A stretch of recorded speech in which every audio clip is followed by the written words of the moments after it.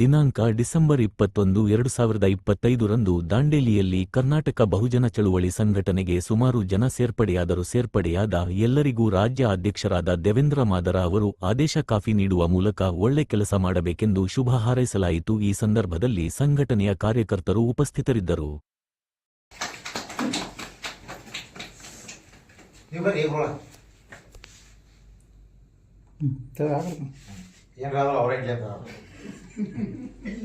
ರತ್ನಮ್ಮ ಹರಿಜನ್ ಇವರು ಕಾರ್ಯದರ್ಶಿಯಾಗಿ ರೂರಲ್ ಕಾರ್ಯದರ್ಶಿಯಾಗಿ ಆಯ್ಕೆ ಮಾಡಿದ್ದಾರೆ.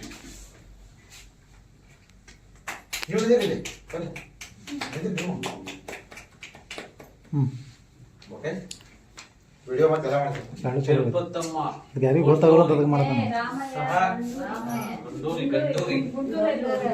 ಸಹ ಕಾರ್ಯದರ್ಶಿಯಾಗಿ ಆಯ್ಕೆ ಮಾಡಿದ್ದಾರೆ.